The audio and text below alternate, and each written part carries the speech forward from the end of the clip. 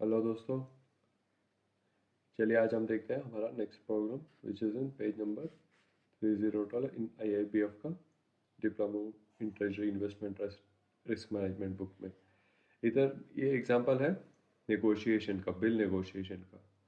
तो जस्ट एक बार problem statement पढ़ लेंगे और उसके बाद उसको हम समझेंगे। You are required to negotiate for an export bill for USD 25 lakh drawn at 60 days after sight under an irrevocable letter of credit. Assuming the US dollars are quoted in the interbank market as under spot rate price दिया हुआ है, US $1 is equal to 65.20, dollar is equal to 65.20 and 66.25. 1 month forward premium दिया हुआ है, bid and offer prices 2 months and 3 months forward premium. अभी हमको क्या calculate करना है इधर? Calculate the exchange rate to be quoted, bearing in mind that you require exchange margin of 0.15%. Normal transit period is 20 days. Interest to be calculated at 11% per annum at the time of negotiation separately and amount payable to the customer. तो ये problem हुआ। ये problem में ये जो आपका customer है कुछ प्रोडक्ट्स एक्सपोर्ट किया है तो उसको USD में अमाउंट मिलेगा, USD का उसको पेमेंट मिलेगा। वो USD ये तो it is backed by letter of credit.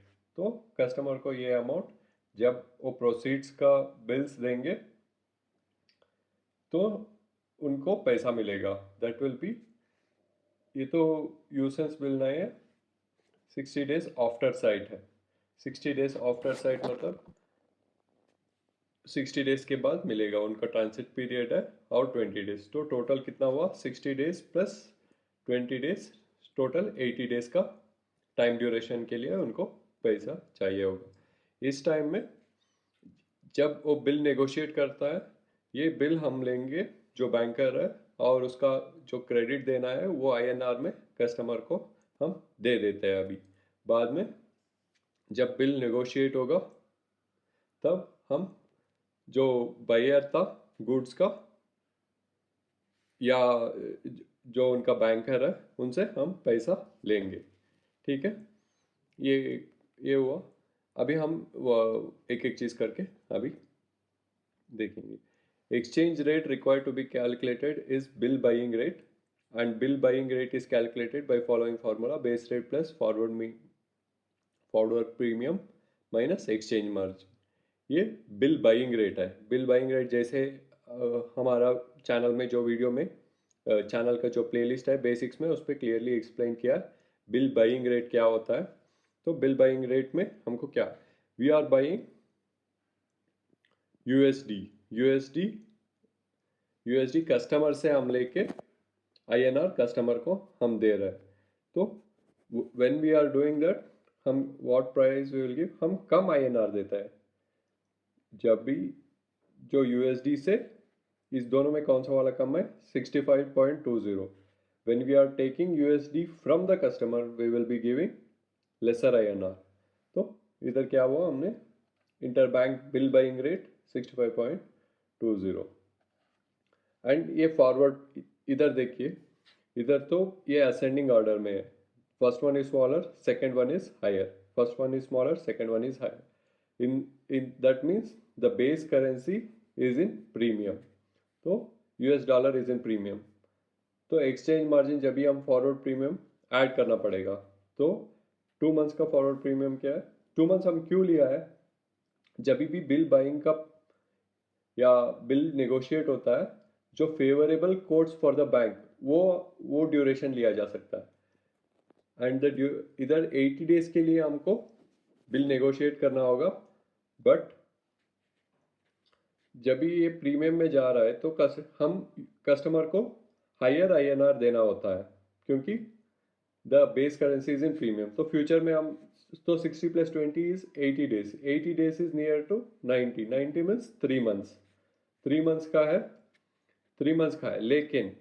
लेकिन ये फेवरेबल नहीं है बैंक के लिए, इसीलिए हम 2 मंथ्स के लिए राउंड ऑफ करते हैं। This is convention which usually followed.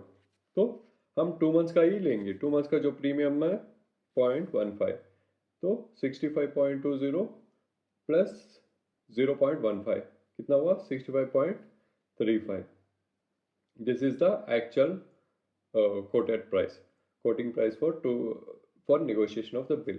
और इसके साथ one more thing is we have to add a exchange margin of 0.15%। exchange margin हम इधर तो exchange margin ऐड कैसे करेंगे, तो 15% ऑफ 65.35 65.980। अभी हमको ये कंफ्यूजन आता है इसको ऐड करना है या सेपरेट करना। ये सिंपल सा है, because we are giving less INR to the customer for the dollar, हमको और भी माइनस करना पड़ेगा। That will be our exchange margin. So it's simple, हम 65.35 में हमारा जो एक्सचेंज मार्जिन था वो और भी कम करेंगे, तो सबट्रैक्ट करेंगे तो हमको कितना मिलता है 65.2620। ठीक है। तो एंड जब भी कोड करते हैं तो मल्टीपल्स ऑफ 0.025, तो we just round it off to nearest 0.0025, तो 65.2625 हुआ। ठीक है, ये समझ में आ गया ना, राउंडेड ऑफ। अमाउंट पेएबल, इधर थोड़ा टू कस्टमर है।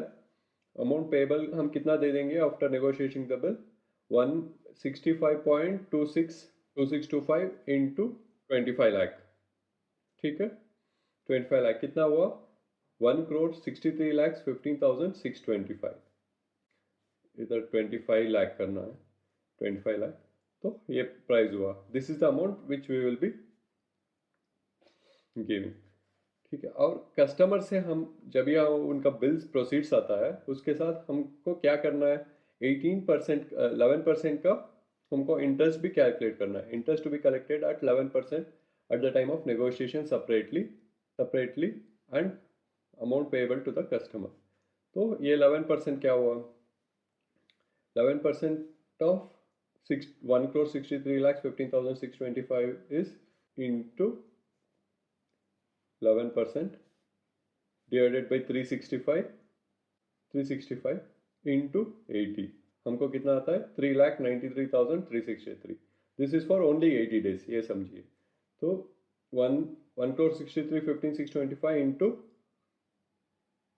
11 डिवाइडेड बाई 100 डिवाइडेड बाई 365 करना होगा ये अमाउंट को, तब आपको 3,93,336 रुपीज का इंटरेस्ट आएगा।